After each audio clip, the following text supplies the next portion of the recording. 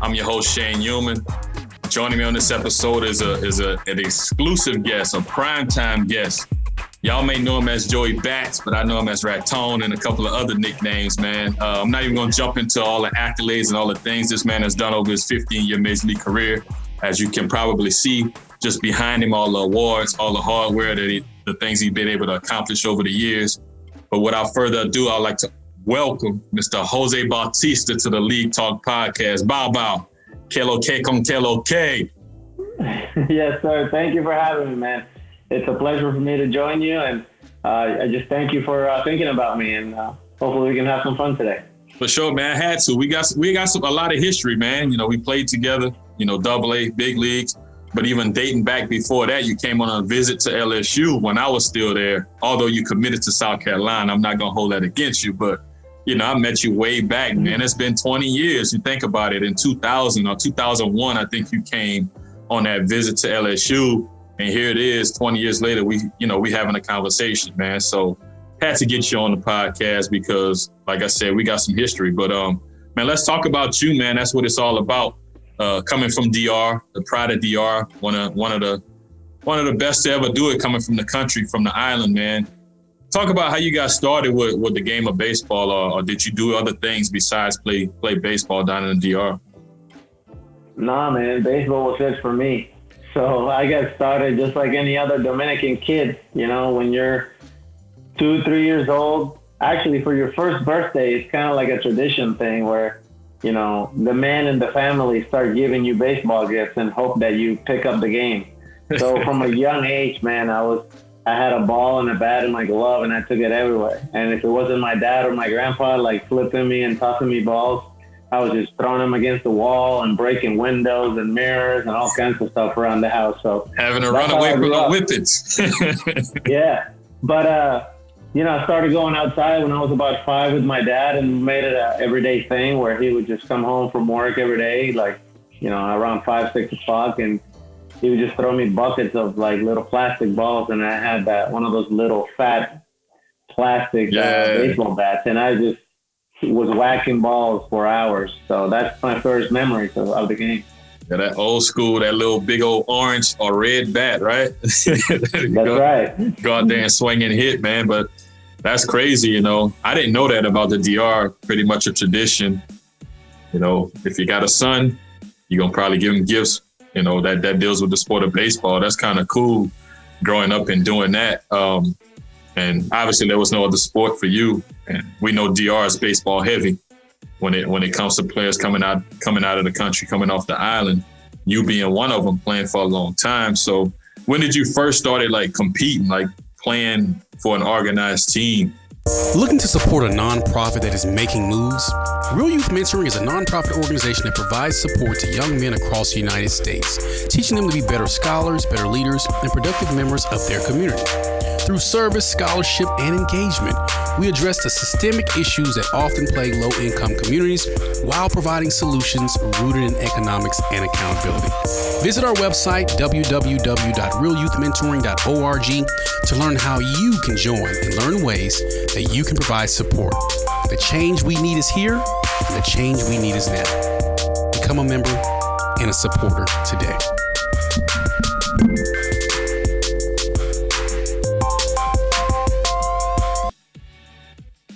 Well, down there, they take you in early. As soon as you can say that you need to go to the bathroom and you know how to do that on your own, there's going to be a team that's going to take you in. So that's one of the main differences that I see from baseball here in the States and baseball in the Dominican. They take you in early. And also, the other main big difference is they like drop you off.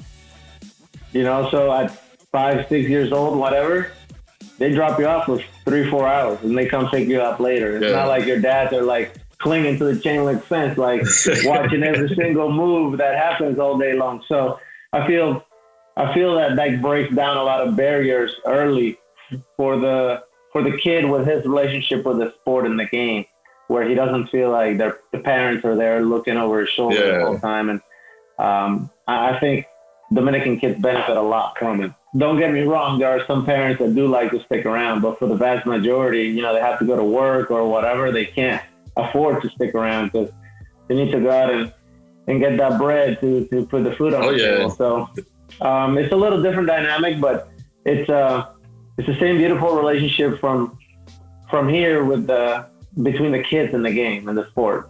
Yeah, that's huge, man. I mean, I've been to the island a couple times and I know how it is. You know, it's a grind from all angles, from all facets.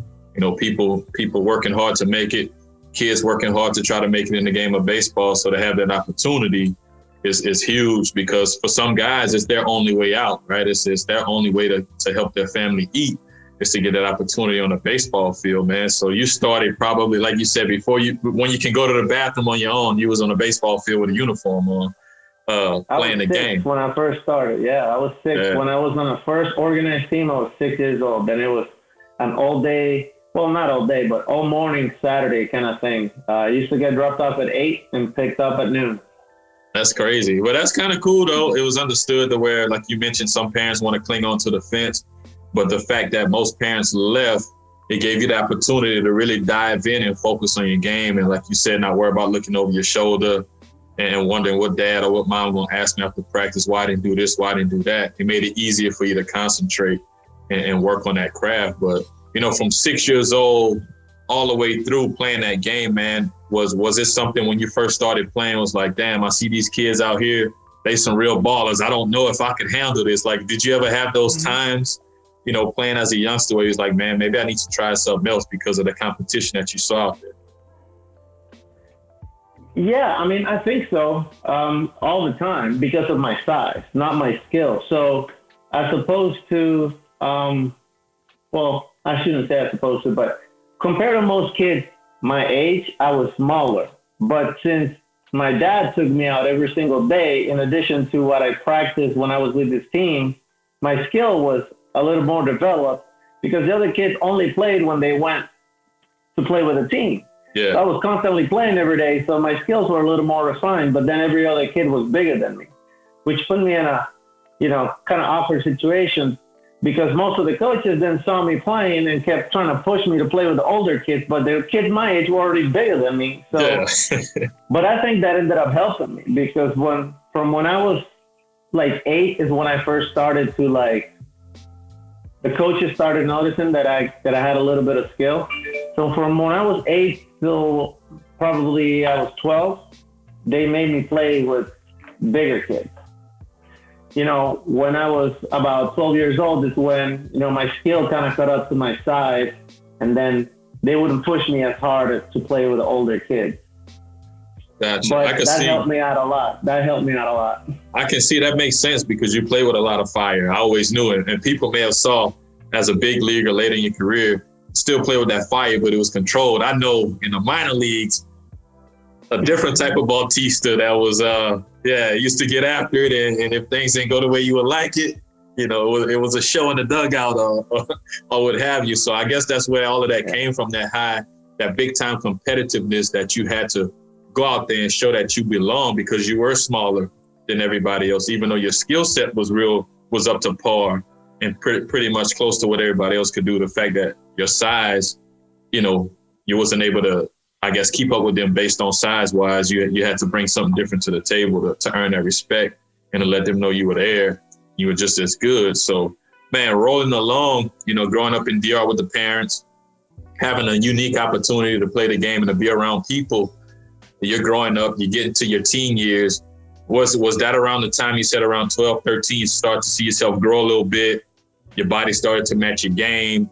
What took off for you first? Was it the bat? Was it the arm? Was it the fielding? what you start seeing first, like really take off for you and tell you like, well, damn, I got a shot to do this at a high level? Yeah, so physically I was a little bit of a late bloomer. I actually didn't start growing till like my sophomore year in high school, which is also not the norm for teenage boys. But the first thing that I noticed was better for me was my arm. And I used to be, believe it or not, I used to be fast. I used to be one of the fast kids on the team.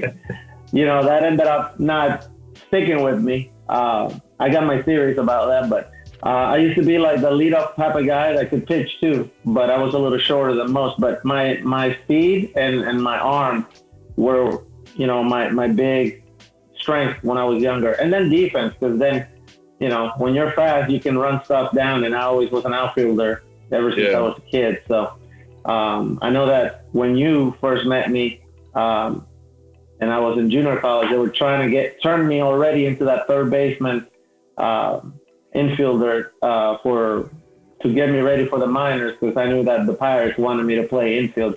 So they were trying to accommodate me to that. But growing up, my whole life, I was an outfielder. So I was fast, and I played good defense, and I always used to make diving catches all over the place, had a good arm, throw people out. And I was fast. So early on, I never hit a lot of home runs. Yeah, that's crazy. And you talk about that when you notice what happened for you first, or what started to like really stand out first, your arm and your speed. You said you didn't hit a lot of home runs as a youngster. A lot of kids don't get that, man. I tell kids all the time, man, do what you can right now while you're waiting to hit the home runs or throw 95. Learn how to pitch, learn how to do other things at the plate defensively, and then the other stuff will come. Once you grow, get bigger, get stronger, get older, mature, the other stuff is going to come. Don't be so fixed on throwing 95. Don't be so fixed on hitting home runs. Establish the other side of your game first, and then let the other stuff come with it. I mean, you lost the speed because you started hitting home runs. I didn't need to run fast. So it all balanced out at the end of the day. And I knew it. I didn't know how it happened, and we'll dive into that as well. You transitioning from the outfield to the infield, because when I met you, yeah, you was that center fielder, that outfield guy in JUCO. But let's talk about that, man. How did you get the opportunity to come to the States? I read a little bit. I have a little information about that, but I want you to kind of talk about how you got the opportunity to come over to the States and attend a JUCO. So growing up in Dominican again, and the normal way that a Dominican kid gets into professional baseball is by getting signed as a free agent. So scouts come to our games and practices and stuff and recruit you just like you get recruited for college when you're in high school here. But instead of being for college, it's the team's trying to sign you as a free agent. So I never got good offers through that system. So when I graduated high school, they used to allow you to move in to the academies that the teams have down there for rookie ball, or, Dominican Summer League it's called, for a couple of months and try you out. So I tried that with the Diamondbacks first, actually the Yankees first, and then the Diamondbacks. The Yankees never offered me anything more than 10 grand or something like that. And the Diamondbacks offered me like 50 grand. And at that point I knew that if I chose, I could go to college. And my parents were always big on education, and they understood the value of it. So by the time you put that side by side, they were like, you know what, you might as well roll the dice and go to college, which is what I ended up doing. And the fact that I was even able to consider that or able to do that was through a foundation. This gentleman called Donald Oderman, may he rest in peace, created this foundation because he had worked with the Peace Corps in a bunch of different Latin American countries, and he understood how big sports were and as a tool, to get out of poverty and get out of the third world country socioeconomic model, and allowing you to springboard to the U.S., to a first world country, and let your athletic ability put you through college, and then maybe go back home or, wherever life might take you. But now being a college graduate and having that good education under your belt, which for a lot of us that he helped with his foundation for baseball, a lot of us ended up getting drafted. So Moises Alou, Rafael Perez, Rafael Bornegal, and myself, we were one of the small group out of those, 300 plus kids that he helped that ended up signing and making it to the big league. So I was just fortunate to be at the right place at the right time where his foundation could help me.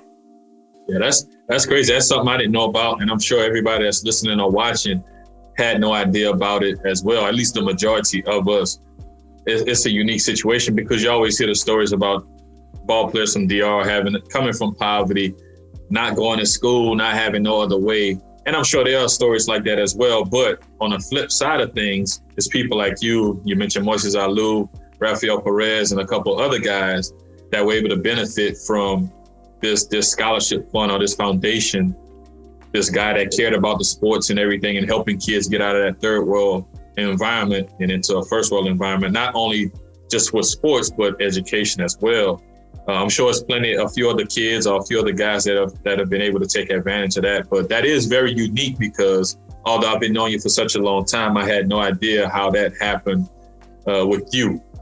I just thought maybe family up and moved, to the States, had an opportunity, and you got the chance to go to college. So that's huge, man. I mean, you educated me already on some things as far as your story goes and how you were able to get the opportunity and the chance to play in the States. So you come over here, man, you go to Chipola. Did you have other options besides Chipola, or was it just Chipola, junior college? I did, and it was unique because the foundation had to adhere to NCAA rules. They can't really work as recruiters. So they have to present you with a list of colleges that you just pick one. Yeah. But it's your choice as a student athlete. They can't sway you to go one way or the other. Okay. But what they did try to do is set you up at a place where your chances of success were going to be higher, most likely. So they would talk to the coach and find out, this guy plays these positions and he's really good at school. So academically he can be challenged. But if he's a pitcher and you need catchers, we're not going to send him your way because then, he might get booted from the team. He might not make the team. So they gave me 3 choices. The top 2 were a college called Cañada College out of by San Francisco, and Chipola, which I never heard about either of them. Being junior colleges, I didn't even know that there was a junior college circuit to begin with. I always just watched the Florida Gators, play on the College World Series and FSU and then Miami Hurricanes. I thought that was the extent of it, but I learned a lot and I learned quick when I was presented with those possibilities, and just because of how much closer it was to my home in the Dominican, I chose Chipola, which when they told me it's in Florida, for me, Florida was like Orlando, Miami, a bunch of Latin people everywhere. Yeah. Everybody speaking Spanish. And I get to Marianna, Florida, which is about an hour west of Tallahassee, and it was a rude awakening. It's literally small town USA, like in the Panhandle, in the deep South. But it was a great experience. No doubt. And plus Chipola, it sounds Spanish, right? Chipola. So you figured I'm going to, I'll be all right.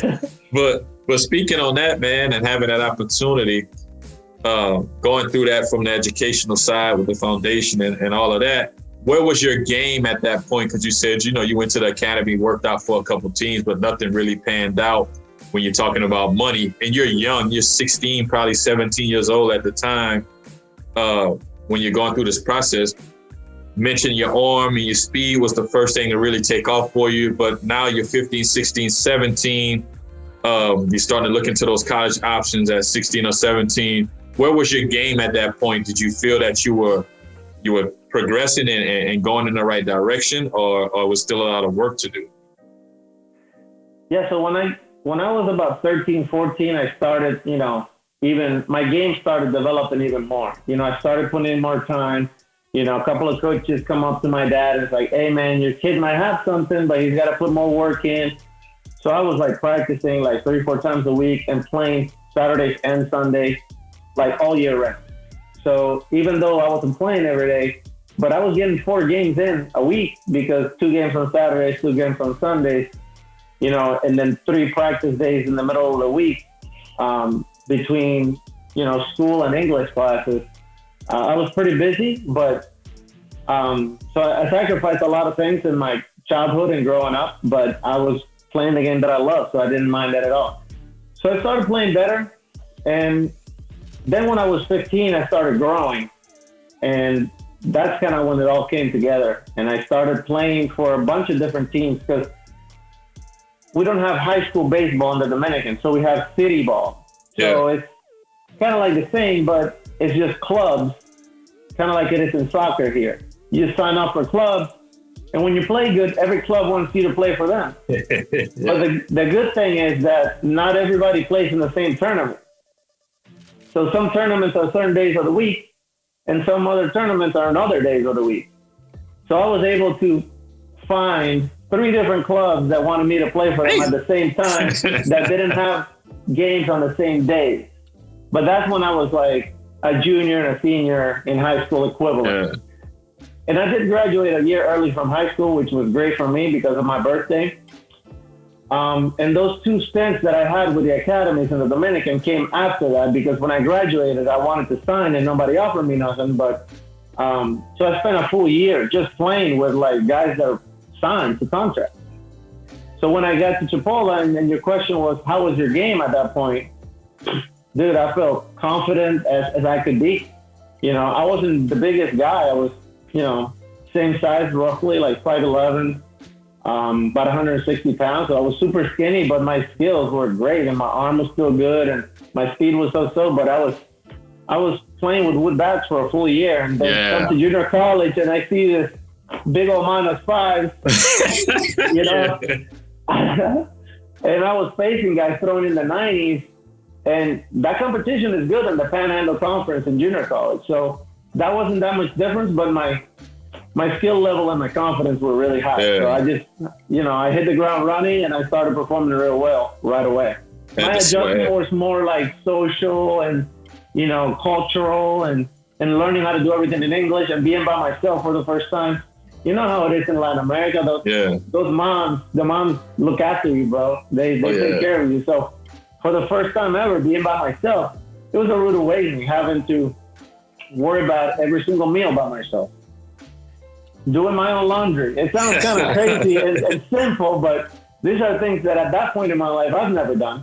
Yeah. And then having the responsibility to schedule my own classes, and, nobody's telling you nothing. I'm hours and hours away from home without having anybody there, holding me accountable, which was a great growing experience for me as well. Yeah, that's huge. And you said you were hours away, and it ain't like you could get in a car and drive to the DR. You know what I'm saying? Nope. You had to get on a plane if that happened, and that's not cheap. But games start to flourish. I mean, you're around a lot of professional prospects. So again, we talk about when you were much younger, playing against the bigger guys, you had the skill set, but that fire, you had to play a little bit harder and show them a little bit more because you was the smallest kid in the group. Get to the academy, same deal, not small, but guys assigned something you wanted to do. You wanted to sign, but unfortunately it didn't happen. But you're playing with these guys that are already signed. So, hey, man, how do I match up against these cats?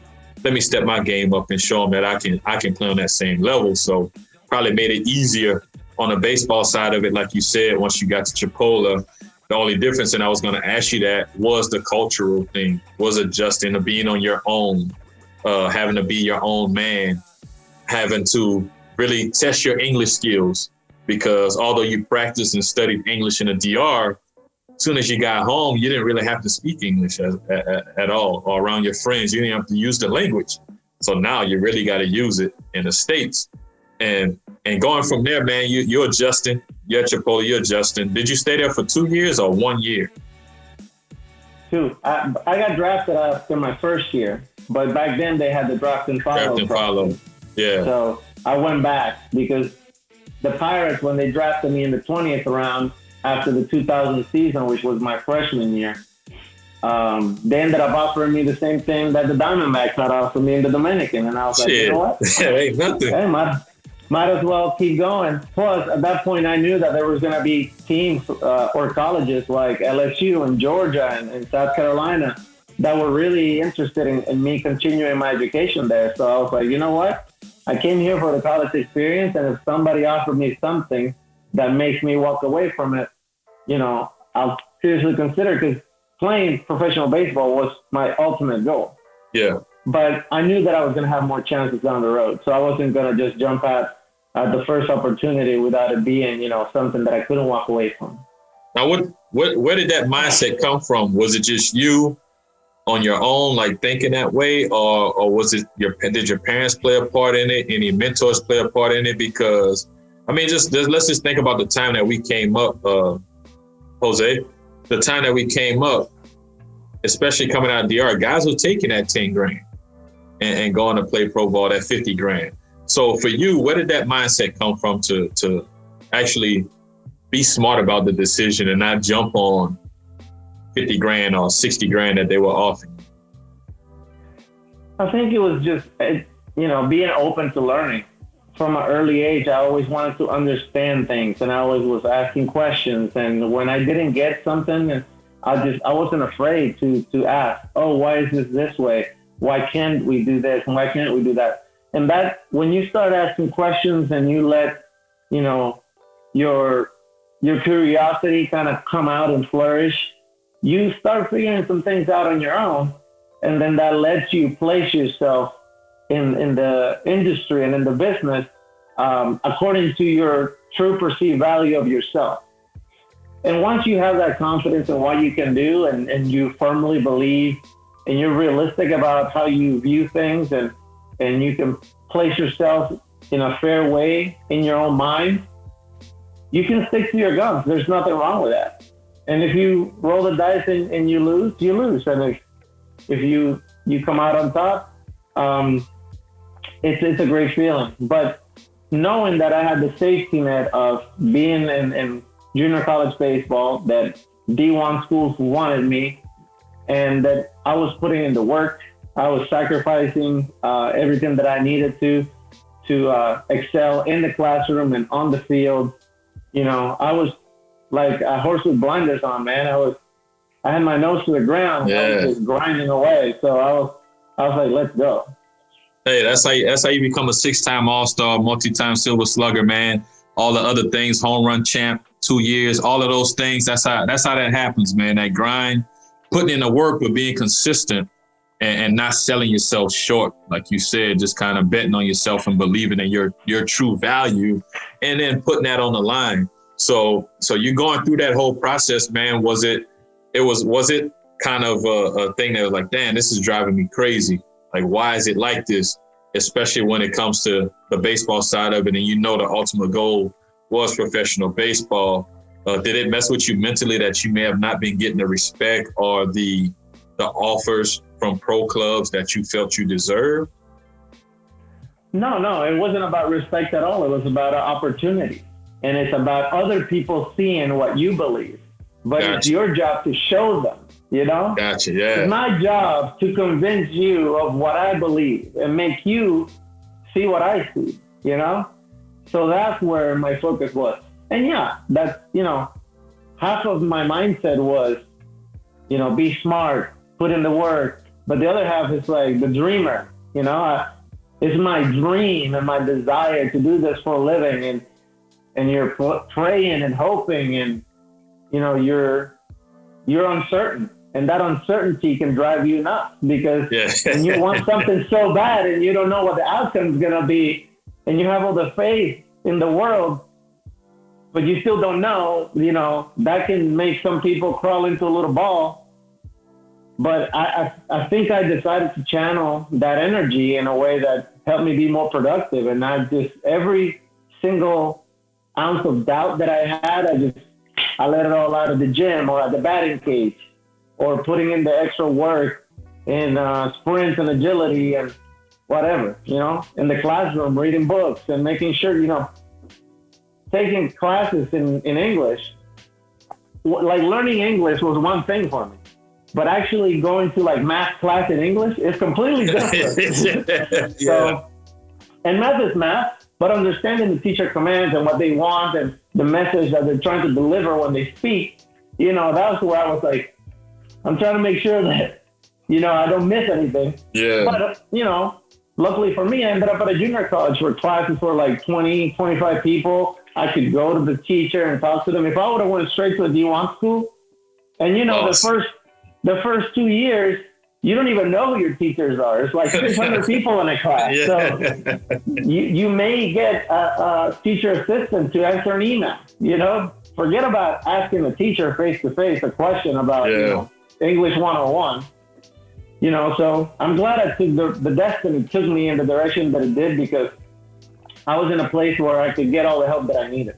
No doubt. That's what's up, man. And recognizing and seeing all of that stuff. And it wasn't like you could grab your iPhone or your Droid and record the classes, because we ain't had no cell phones back. I mean, there was cell phones, but we couldn't afford no cell phones, and the technology was not the same. So it's a whole different ball game now when it comes to that. But man, speaking on that, you turned down whatever little offers you got from a few teams, the Pirates, the Diamondbacks.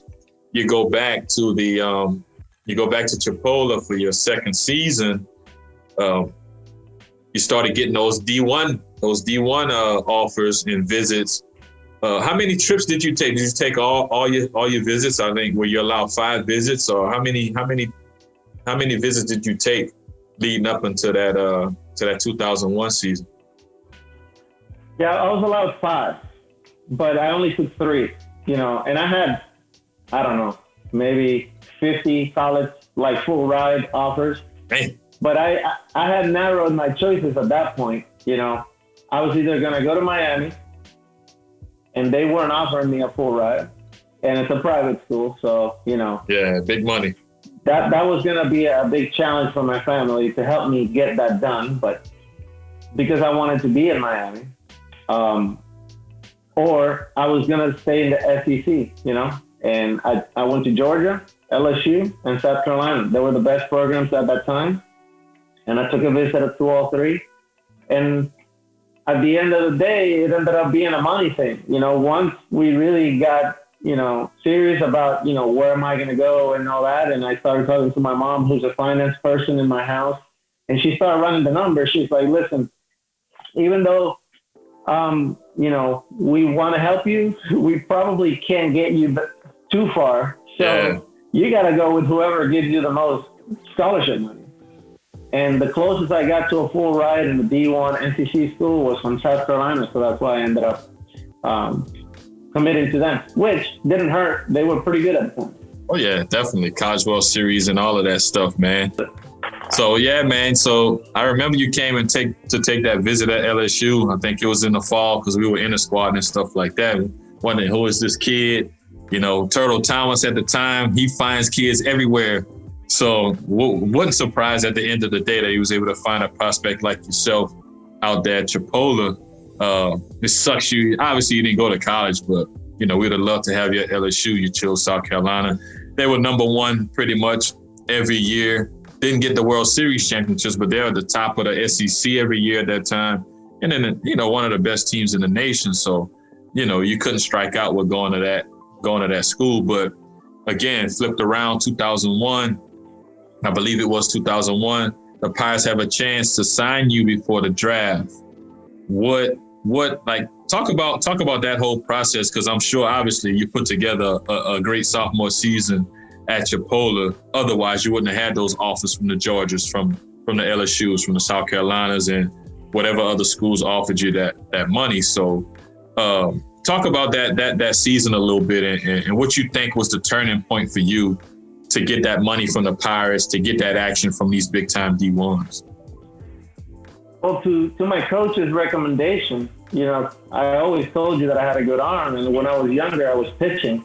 My coach didn't really have a closer for our sophomore year. And he said, listen, you know, not only might this help your draft stock, but, you know, let's see what you got. And then we'll go from there. So in the fall, he started like throwing me a couple bullpens and a couple of inner squads. And, you know, I wasn't blowing up the radar gun by any means, but I had a decent breaking ball and I was getting guys out. So he's like, listen, if you don't mind, I'll call you in from right field and you can close games when we need to. And in junior college, you don't have that many opportunities. You may have like 10 or 15 the whole season. I mean, you play 55 games and a lot of the games are blowouts or whatever. So there's very little, save opportunities in college baseball. So instead of dedicating another scholarship to find another pitcher, he just let me kind of roll with it. And it ended up that a couple of scouts actually liked me more as a pitcher than as a hitter. For real? So, and word gets around, right? So in that region of the Panhandle, a lot of scouts started talking about, drafting me as a pitcher, which all it can do for a person in my position at that point was improve my draft position, And it ended up doing that because it not only did it show that I was more athletic than they thought, but, now if they draft me as a hitter and it doesn't work out, maybe we can try him as a pitcher later. So it lowers the risk in signing a guy like myself at that point. So I ended up doing better at the plate, hit more home runs, did pretty good on defense again. I started getting better as the season went along. So I was feeling better about my hitting abilities at that point. And in the conference and in the state tournaments, I was just balling out. When all the scouts were showing up, I was doing even better and better and better. And I was closing. And at that point, my mechanics was starting to click a little bit. And I was throwing a little harder with less effort. So I was touching 92, 93. As a closer coming in from right field and dropping tanks, it was catching people's attention. So the Pirates noticed my scout kept up with me since they drafted me all the way throughout, the end of the state tournament, which we ended up losing in before the College World Series for junior college. And within a couple of weeks, they started making phone calls. I hired an agent. They helped me out, and they ended up giving me a little over $500,000. And that's something that's life-changing for everybody. Yeah. So there's no way I could have turned that down at that point. I knew that school was always going to be there for me. And, when they sign you here, they include, scholarship money. So that's not something that's, or it didn't used to be normal or common practice in the Dominican, but it is here. So they gave me that security. You can always come back, whatever, if it doesn't work out. So I knew that education, even though it was important to me, I could have put it on hold at that point. And even though I was a sophomore, because I had done a couple of semesters of college in the Dominican after I graduated high school before I came to junior college, I was technically academically a junior. So I was even closer to graduating than most sophomores. So yeah, I put it on hold, and a couple of weeks later after that tournament, I show up in Pirate City. Yeah, that's crazy, man. It all happened fast, and you talking about some life-changing money.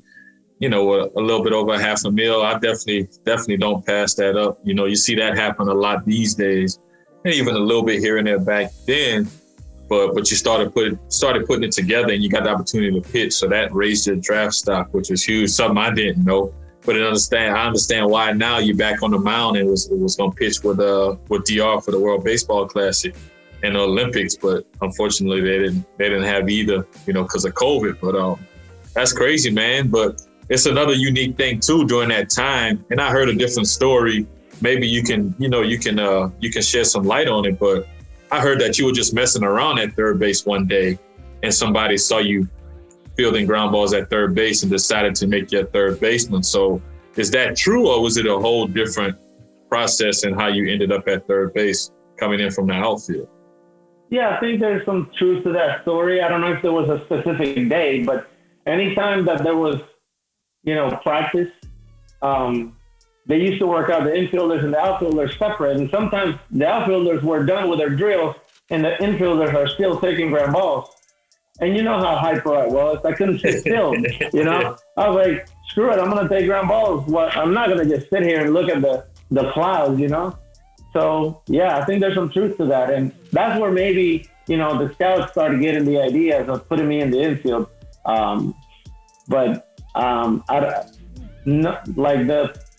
The Pirate scout that drafted me, his name is Jack Powell. He never told me that there was one day that he saw me. It was just that he knew that I could take ground balls because I used to do it all the time. Gotcha. Yeah, I And heard that. then they start calling the coaches like, oh, when you guys take infield, do you mind if he goes to the infield, after he throws from the outfield? And yeah, I mean, if you think that's going to help you get drafted, who's going to say no to taking infield and catching a couple ground balls? So, yeah. And showing off the gun from third base. So, that anything that can help, like you said, I'm willing to do it if that's going to help me get to my ultimate goal. So that happens, man. Was it an easy transition? You finally signed. You said you stepped foot on Pirate City. And Pirate City, as we knew it, that wasn't the place to be unless you was out there on the field or playing ping pong in the lobby. But the rooms were terrible back then. But how was that transition from coming from the outfield to the infield? Was it easy for you? Now you got to wear a cup. I don't know if you wore a cup, but in outfield you didn't have to wear a cup. Now you got to wear a cup and do a lot more different things out there in the infield. So was that a good transition, easy, or was it kind of tough when it all came down to it? No, it wasn't that easy. And I don't think I ever felt, 100% comfortable in the infield, maybe 90-some%. And I felt like I could handle it and be good at it. But I never felt as confident in the infield that I did in the outfield. And that's why I ended up back there at some point in my career. So, but yeah, the transition from junior college to professional was eye-opening. I show up the first day, and like you said, the cup was the first thing, You show up at the clubhouse and they start giving you equipment. It's like, yeah, here's your cup and everything. I'm like, cup? Okay. Yeah, you're going to be in the infield. And I'm like, oh, yeah, that's right. So, even gloves. I didn't have a third baseman glove when I showed up. I had an outfielder's glove. So, and you know how it was back in the day. You asked your agent for something, it didn't show up the next day. You had to wait a couple weeks. Yeah. So you was out there catching everything with the outfielder's glove. But luckily, because I did get a decent signing bonus, teams had spare stuff in the back, and they hooked me up with some gear. So, but I had a little bit of a mustache at the time, and Woody Heisey, I'm not stretching the first day. And, he pulls me aside. He's like, hey, part of it was, let's break in the new kid. The other thing was, he got a little bit of money. Let's make sure that he's not getting too comfortable. Yeah. And the third thing is, we actually have rules. And he obviously doesn't know about it. But instead of just slowly, getting him acclimated, let's just kind of rip off the Band-Aid. And he pulled me aside, and you know how Woody was. And oh, yeah. I appreciate him to this day. He kind of pulled me by the ear. He's like, go inside and shave right now. And don't ever come out here with any hair on your face. And I'm like, what's going on? But, I appreciated him because all he cared about was for you to put your effort and get your work in. And every day he took me out he understood that I was coming from the outfield to the infield. So every day early, he would come by my locker, he would grab me, and he'd go hit me extra ground balls. Oh, yeah, classic dude, man. Woody Heisey. Shout out Woody, man. I don't know where he's at, what he's doing now, but shout out to him, man. He get everybody. He get everybody. Yeah. Some way or another. He gonna bust your balls for something. Obviously, if you're not following rules, I don't think you're following rules. You're definitely gonna get your balls bust, man. So that was that. I guess introduction into pro ball, and also on the flip side of it now, you've been at Chipola for a couple years, having to really use that English to get around. Now you're in pro ball, and it's a lot of you come, your homeboys from the DR, other Latin countries that are playing pro ball. So, did you feel like, were you able to jump right back in and kind of feel comfortable being around cats that you share some common stuff with when it comes to culture and things of that nature? 100%.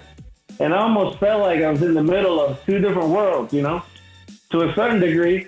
And even though everybody gets along, there's a big separation, on the bus, in the clubhouse, at the hotel, all the Latinos are over here and all the American guys are over here. And you're like, man, what?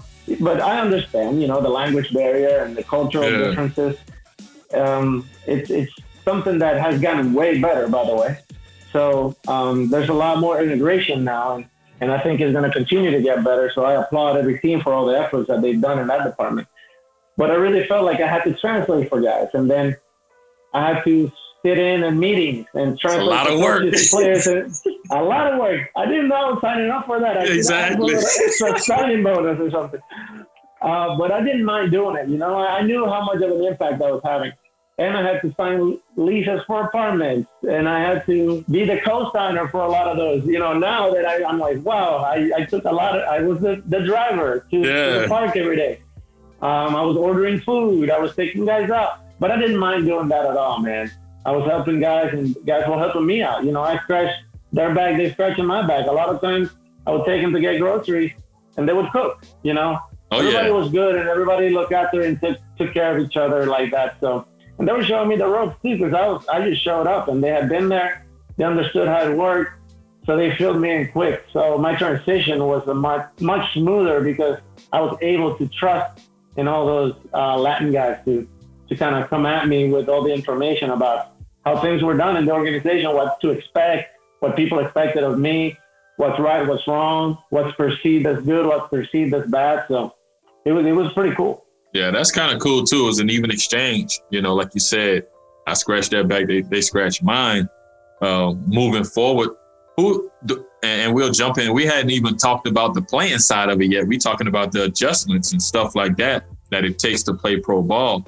But who was one of the first guys, if you can remember, that you kind of hit it off with and became real cool with once you signed with the Pirates and was at Pirate City? Oh, let me see. I mean, he wasn't there right away, but Brandon Chavez ended up being one of my best friends of all time. Yeah. Victor Butler was one of my best friends at the time. A lot of the Latin guys, always had a great relationship with. And oddly enough, I ended up being pretty good friends with De La Cruz, who was the third baseman, and I just signed, and he was supposed to play third base at Williamsport every day after having a pretty solid year the season before at the same level. And just 2 weeks before the season starts, out of the draft, here comes this guy, and now I have to take his spot, basically. Yeah. And at first there was a little friction there, but then he got to know me, and I got to know him, and, he welcomed me in with open arms and actually helped me a lot. So yeah, I remember that. But yeah, those were the main guys. Victor Mercedes, Domingo Cuello, whichever one, right? Yeah, he was one of the guys that actually was one of the biggest challenges for me because you could see how talented the guy was, but also how out of control he was. Bro. I mean, he was full of life and full of energy, but just like he thought the world was his playground. And it took. I spent a lot of extra hours trying to calm him down and try to get him to focus on and kind of get to hone in his skills and just get to the big leagues, man. Because that would have been exciting to see. He ended up being a great professional baseball player, but I don't think he ever made it to the big leagues. But he was fun to watch, man. Oh, yeah, definitely fun to watch, depending on which name. That was our group, Johnny V, Bam Van Scoten, Chris Duffy, Brandon Chavez, Big Butler. That was a crew. Ryan Domet. We were all like this, man. Yeah. Ian Snell. Happy. We were all, Jeff Keppinger. We were a tiny knit group, and we all played together, whether it was at Williamsport my first year in 2001, or just catching up the next year and Altoona in 2002.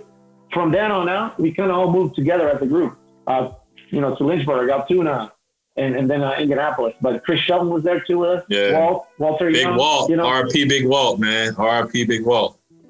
Yeah, that's crazy. So Cuello is the real definition of Kalo K con Kalo K. That's Kalo K con Kalo K. That guy. That's right. Super talented, man. And you mentioned Brandon Chavez. Shout out to Chavi, man. Vic Butler. Man, everybody mentions Vic Butler that come on the podcast for some reason or another, because he was real talented. Another guy that probably should have gotten an opportunity to play in the big leagues, but unfortunately it didn't work out. Again, we talking about the life. We haven't even jumped into the baseball, but talk about your game, man. Your game, now you're a professional. Did your game change much? Obviously, we knew the position change was going to be an adjustment moving from right field to third base. But talk about your game and how that continued to grow and the things you were able to start learning as a professional. Yeah, man, it's just, the only thing I think that changes as you're moving on from like high school to college, from college to the minors, and when you're in the minors from, the lower levels to the higher levels, it's just competition obviously starts getting better and better.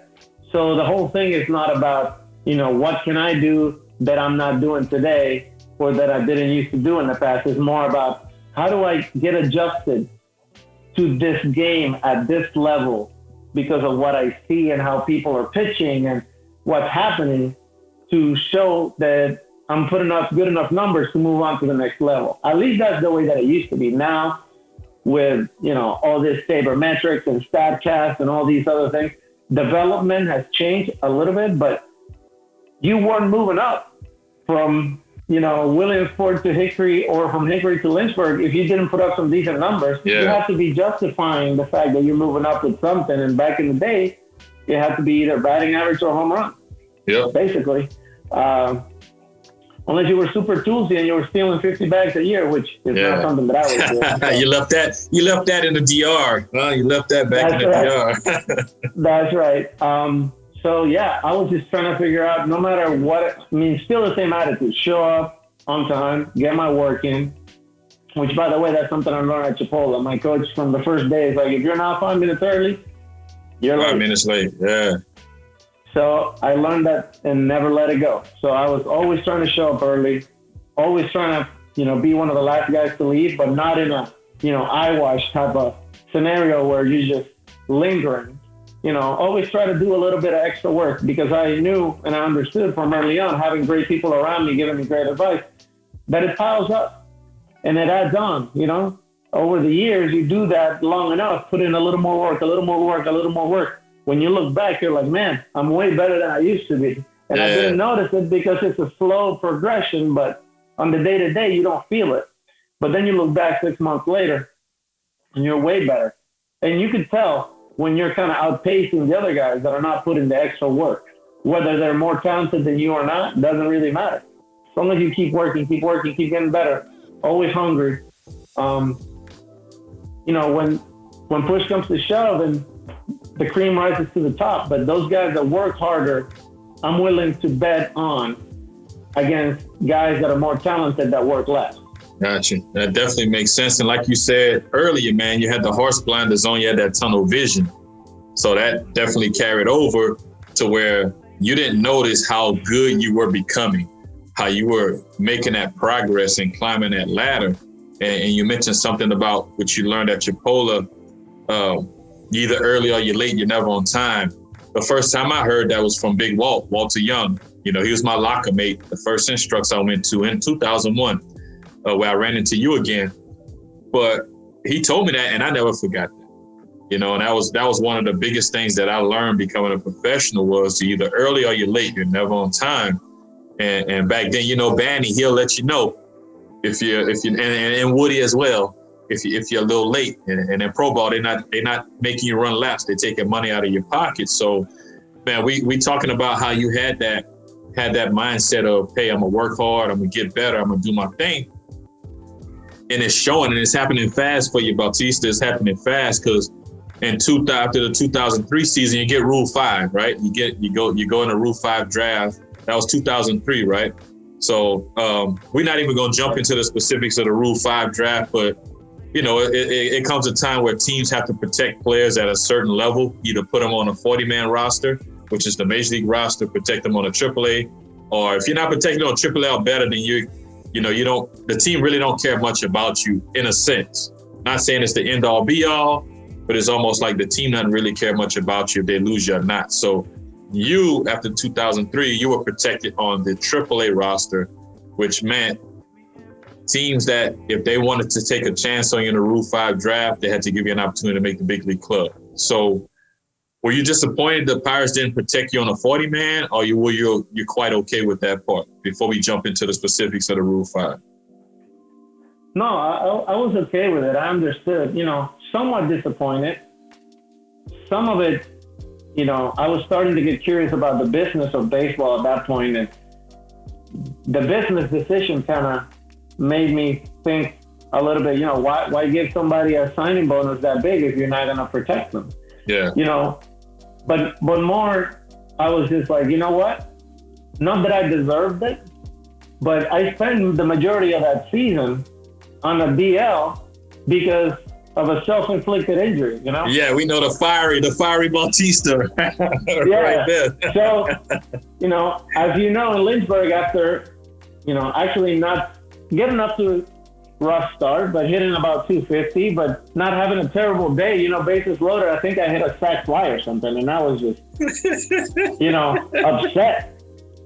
And one of those stupid moves, you know, a lot of people break their hands punching something, but not a lot of people break their hands slamming their fist on a trash can, you know?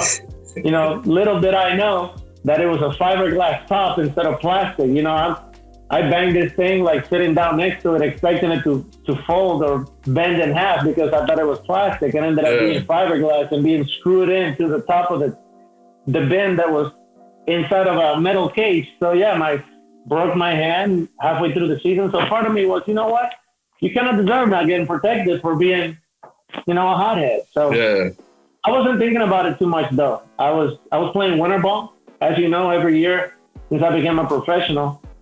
For the first 10 years of my professional career, I was going back to the Dominican and playing winter ball just to further my development. And I was solely focused on that. And when the actual Rule 5 draft day came, you know, I was taking BP, and one of the Orioles scouts, which is the team that ended up picking me, comes up to the cage. She's like, "Man, I'm so happy we just got you." I'm like, "I don't even know what you're talking about." Yeah. So it's like, "Yeah, you're going to be in the big leagues with us." And I'm like, calling my agent. I'm like, "Hey, man, this guy just come up to me, tell me that I'm now with the Orioles. Like, what's going on?" He's like, "Yeah, I was going to call you after the game, whatever." So, you know, it was exciting knowing that I was going to the big leagues. But then now the expectations are way higher. So now it's like, man, I'm already self-driven and have that determination. But now it's like, you know what? It's time to deliver. Let's see what you got, kind of thing. And I show up in that spring training, and I was ready, son. Yeah, I know you had to be ready, because if you didn't make the squad, they was gonna send you back to Pittsburgh. So you did what you had to do. But we're gonna talk briefly about it. Was a crazy year for you, man. Hey, but before we move on, like, the funny thing about that Rule 5 is it wasn't only me. If you can remember, we had 5 guys being taken Big Walt from the Pirates to another team because they didn't protect us. Yeah, actually, Walt ended up coming with me to Boston. Exactly. Yep. Damn, So that's crazy. Like, Chris Shelton went to Detroit. Jeff Bennett went to Milwaukee. Walt and I went to Baltimore, and I can't remember who the 5th guy was, but it was 5 guys taken. And, you know, reading the stories later, apparently that's never happened in the history of the game before. And, you know, the Pirates have been questioned a lot for leaving us all vulnerable to get taken away. And some of us ended up coming back, but, you know, they had to trade back to get me later that same season, which is kind of mind-blowing. But in between that, you played for like 2 or 3 other teams that same year, man. Talk about that roller coaster. You know, you made the squad with Baltimore, then you ended up in KC somewhere, and then Tampa, and then back to the Pirates. I showed up to Baltimore spring training. Lee Mazzilli's the manager, you know, great baseball guy, you know, another big influence in my career early on. And this guy's old school Italian, you know, he'll give you a little slap on the cheek. It's like, "Hey, how you doing, kid? Go out and give it your all, and let's see what happens." You know, first day, I go up to the manager's office. He gives me that speech kind of thing. You know, I respect you show up. You just go to see the manager. He tells you to just don't worry about a thing. Just go out and play and work hard and see what happens. And that's exactly what I did. I ended up performing pretty well in spring training, and I made the team. But a couple of weeks later, I ended up getting designated for assignment because somebody was coming from the DL. And then the Rays picked me up. And then the same thing happened like 3 weeks later after that. Another person was coming off the DL. They put me on waivers, and I went to the Royals. And then I was at the Royals, and I finally was there for like 2 months, kind of getting comfortable. And here comes the trade deadline. And then I ended up getting traded back to the Pirates, which was nuts. But I was in the big leagues. I wasn't riding the bus. Obviously, I was making the money. Yeah. Minimum salary, but way better than AA salary. Flying on airplanes, learning from the best coaches in the game, the best players in the game. I was soaking it all in. For me, it was just learn, learn, learn. I knew I wasn't going to play every day, so I was like the utility bench guy. But I was taking early work every single day. I was just trying to get better and better and better. It ended up hurting my development some because I didn't play much that whole season. I only got like 80 at bats. But in the long run, it ended up helping me become a better major leaguer. Yeah. You know how it is when you're a rookie and you put your head down and you put the work in, and something like that happens, you got 5 or 6 guys waiting in your locker, giving you great advice, like how to handle it. So I just listened, man, and I just took in the advice, and I never let it get to me because I was trusting the people around me, you know? So that truly was, I don't even know if I can measure how much that helped me. Yeah, that's huge in the growth, man. And you go back, you finish up with the Pirates. Did you even get a chance to somebody to take you out to shop that first year because you moved around so much, or who took you out for the suit and the big league gear back then, man? Dude, the suit. This man took care of me. Miguel Tejada, bro. This guy was a true pro, a true vet. He didn't let you ever pay when you guys were eating somewhere. When he wanted to shop, he'd call your room to meet me downstairs in 20 minutes. I don't want to go by myself. And he'd end up buying more stuff for you than for himself. Wow. So, yeah, man, I had a collection of stuff just from that one stop, though. My other stops were very brief. And then the Royals, there was like truly no veteran other than Mike Sweeney. But I show up in the middle of the season. I only stay for a couple of weeks. So nobody really had a chance to take me under the wing except for the Orioles because I had spring training with them. Yeah. Miguel Tejada, Rafael Palmeiro, BJ Surhoff, David Segui. Those guys were, breaking me in and making me carry beers and deliver suitcases. But at the same time, they would give you the pat on the back and they would take you out to dinner and take care of you in other ways as well. Definitely helping you grow, man. We got Jose Bautista, Joey Bats on the League Talk podcast, dropping some game on his career, how he got started, his process to the big leagues, man. I know 04 was crazy. I'm on the outside looking in, just hearing about it. 1 week you're with one team, 2 weeks later you're with somebody else, and then you finally came back to the Pirates. And you mentioned the guys taking you out for the suits and stuff. Now you got Hugo Boss. You got your own suits, and you know what I'm saying? You ain't got to really worry about going to the stores and stuff like that. So, but man, you come back to the Pirates, you finish the season in the big leagues, and then the following year, for whatever reasons, despite being on the 40-man, now you're back down in the trenches with me in Double-A. Was that a disappointment? Did you feel some type of way about that after spending a whole season at the major league level? No. And again, I'll go back to good leadership and communication. The day that I was traded back to the Pirates, Lloyd McClendon was the manager. I went to his office, like it's customary. You show up somewhere, you go see the manager. He told me right away, hey, listen, we're so happy to have you back in the organization, but just so you know, this is going to be your situation till the end of the year.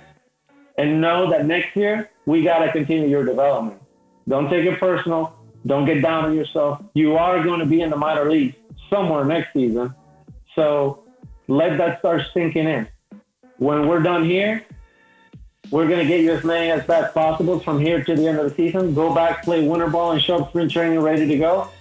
And if all the stars align, you might make the team, but most likely you're going to be in the minors. So I knew what was happening before it even happened. So I was 100% okay with it. And I'm one of those people that would rather hear it like that. I want you to lead with the truth and tell me what I should expect.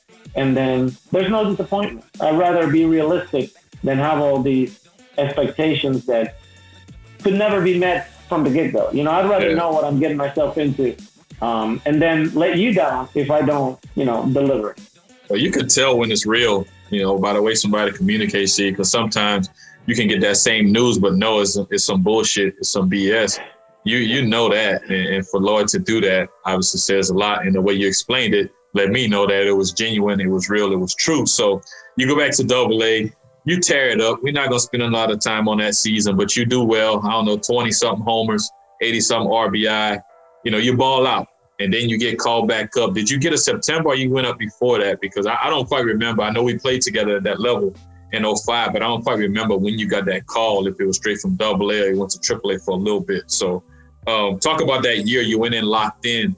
You balled out maybe 285, 290 with the home run numbers. Did you go up from AA or was it a AAA stint that you had to take first? Yeah, so like 3 or 4 weeks before the season ended in AA, they called me up to AAA because somebody got hurt. And, I was kind of upset because we were going to the playoffs and we were rolling. Yeah, we were. These are my boys that I have been together for 4 years at this point. Even though I took a leave of absence for a year when I was in the big leagues, the same team from Williamsport to Hickory to Lynchburg that now I met in Altoona. It was great. But I ended up going to AAA. Good for me. They were also going to the playoffs. Our minors were stacked with the Pirates. Yeah, we were stacked. Yeah, we were. So I ended up going to AAA for the playoffs. Did pretty good there. And then they gave me a September call-up, just to kind of keep me motivated, keep me, I guess, in the loop. I went up, but I was playing every day still. I was just getting a couple of at-bats. And that's it, man. It was a crazy comeback year after not playing every day. I was a little tired, to be quite honest with you. Oh, yeah. Your body adjusts. The previous 2 years, I got only like 250 at-bats.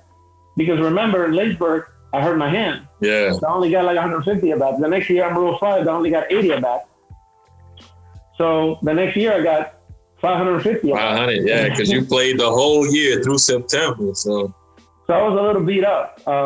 But I took a couple of weeks off and then right back into winter ball. Yeah, that's what's up, man. I think everything kind of took off from that point on because 2006, you make the squad, the opening day roster.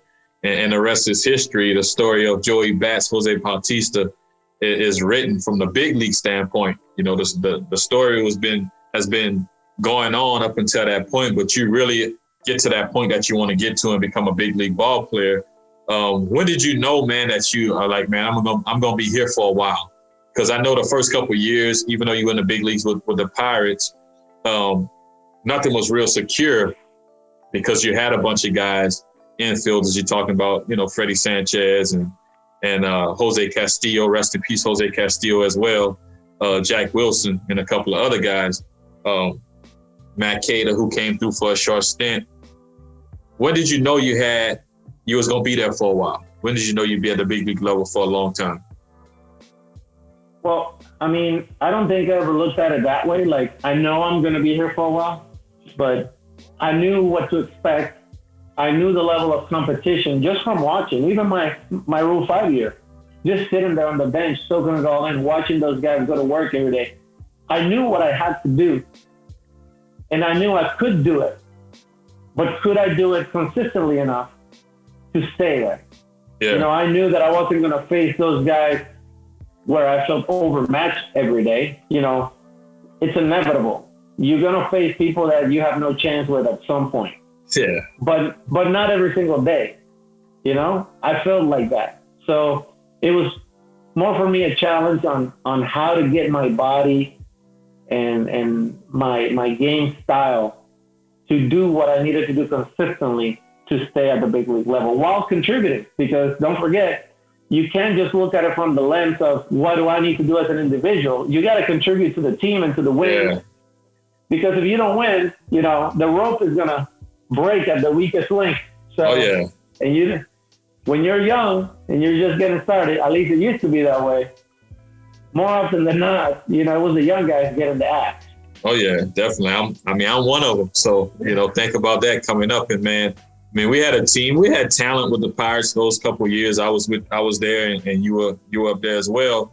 But I don't think we had that real leadership, in place to help the young guys grow, because it was a lot of young guys, and it was some guys that were veteran guys who were on their way, and then you had some other cats that were playing for contracts and were kind of focused on doing what they needed to do.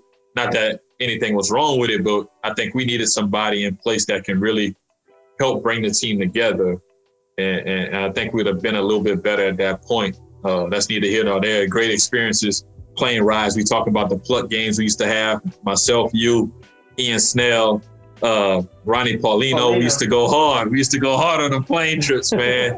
Playing pluck and then walking off with bags of Gatorade and snacks to take to the hotel. Man, that was classic. I enjoyed that, man. Just sitting on the bus, having Castillo with his box, with his music loud, and we were just chilling and enjoying that trip, to wherever we was going, man. So that's something I'll never forget, throughout my years of playing pro ball, just those times we had on the plane, man. And then last thing, then we'll jump into your transition over to Toronto. I've never had a cup of noodles until I was hanging out with you, bro. The ramen noodles, man. I never had that until I was hanging out with you in the clubhouse, bro. I wanted to try it, and I know you used to eat the noodles all the time. So, I tried them and I enjoyed it. I started that habit at Chipotle, bro. I was on a budget, and I was eating those things nonstop. It was a staple in my diet. So by that time, I was hooked on it. Yeah. In the clubhouse at the big leagues, everybody's like, look at this guy. He's eating the trashiest food that you can find. But I was hooked on those things, man. And I just enjoyed eating them. I think I gave up on those things when, started trying to be healthier and take care, understanding my body and the things that I'm putting into my body. And I truly dove into all the things that I ate a lot of. Yeah. To see if they were good or bad for me, and I saw what ramen noodles do to you. I was like, oh man, this is so bad that I have to give these up, but I had to. Yeah, man, I remember just having those in the clubhouse, bro. We had a lot of bad food in the clubhouse, a lot of good food, and we ate a lot of the bad stuff, man. But talking about that, you spending those years in Pittsburgh, 4 seasons. I think it's 4, about 4 or 5 seasons, right? From 04 to 08, let's say 4 seasons. And then you get traded over to Toronto, man. Like, what was that? How did that? I mean, I know at that time too, it was transitioning from the GM that we had and Dave Littlefield into the new regime, Neil Huntington. So I know he wanted to bring a lot of his guys in. I was one of those guys that got axed after the 07 season, went over to Philly, and then you played another year or so in Pittsburgh, and then was traded over to Toronto. How getting traded? You started to establish yourself as a big leaguer, going out there and producing, playing every day at third base.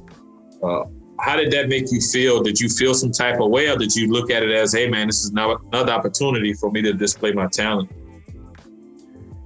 Well, it's a little bit of uncertainty, right? Because playing third base, there's some lofty expectations. Yeah. You gotta put up some numbers playing third base. And the guys that were playing at third base at those times were hitting 30 and 40 homers. And I wasn't doing that at the time. I was hitting 15, 16, and I was hitting 250 to 60 and getting my 100 walks.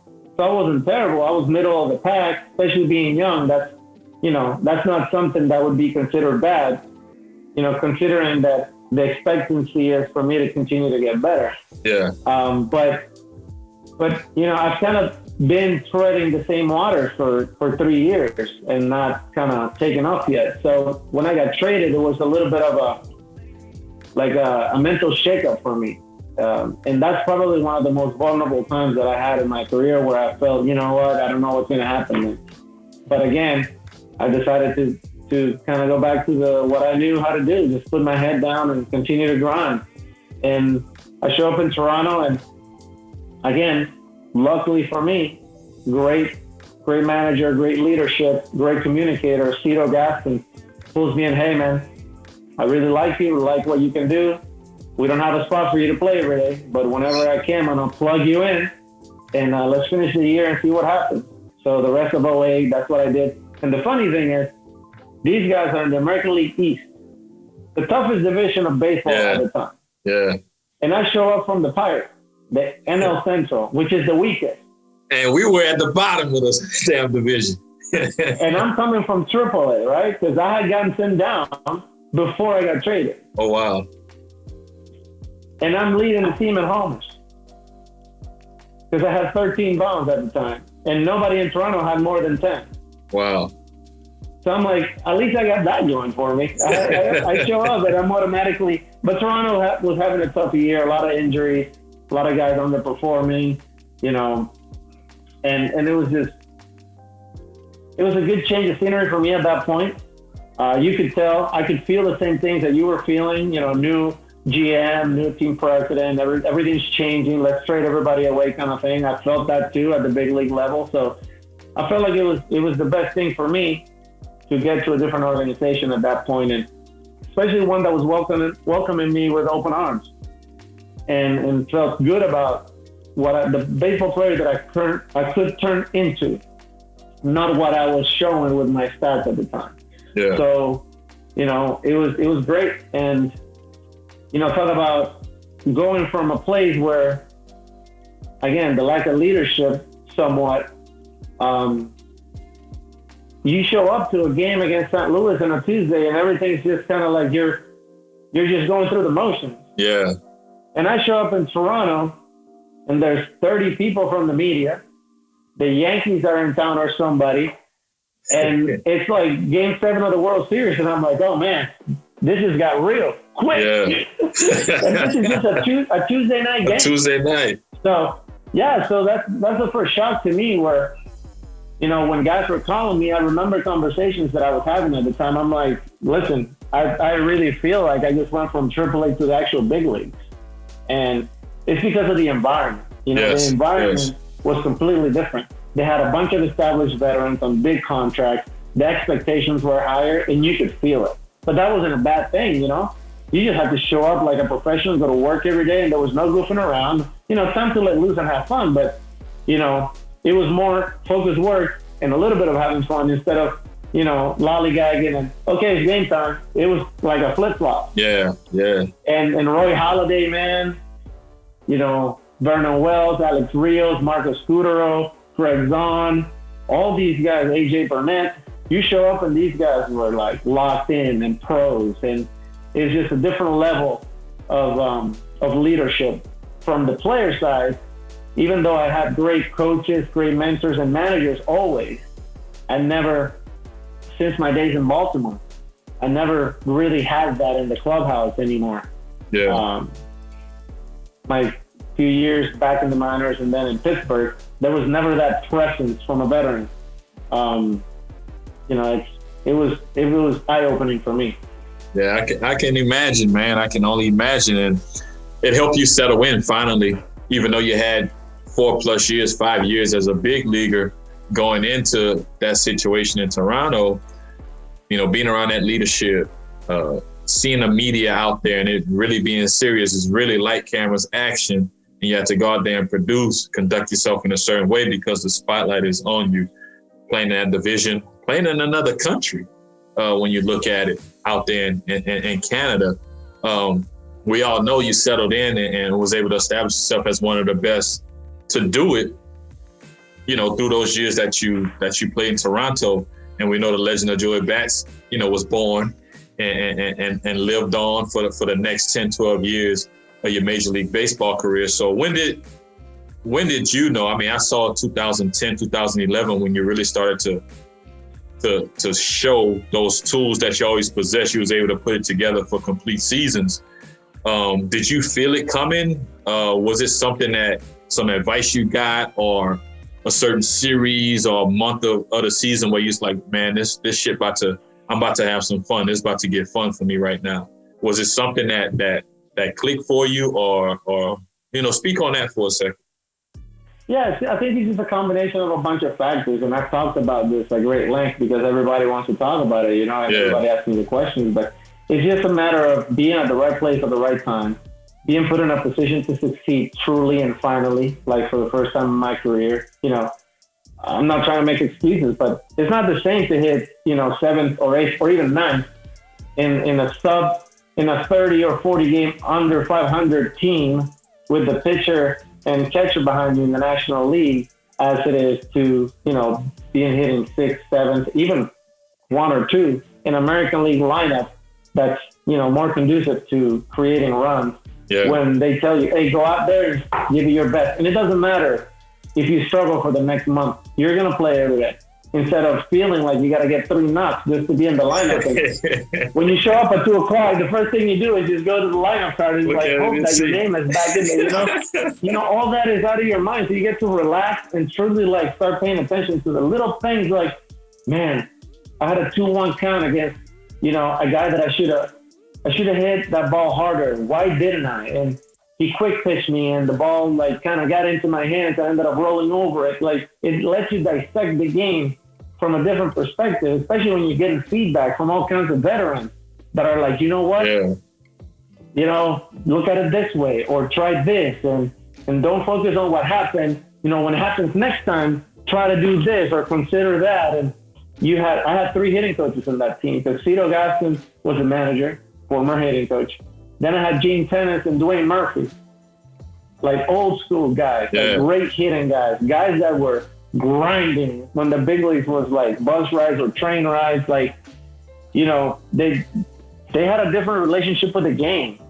And the game, because the stats hadn't really taken over at that point yet, the game was still played to a higher level of adjusted to how they play the game. It was the old school, hard sinkers in, slow breaking balls away. I'm going to get you off the plate to attack on the outside, hit the ball on the ground, attack early in the count. Like, nobody does that today. It's just now the first pitch of the at bat can be like, an 0-2 pitch.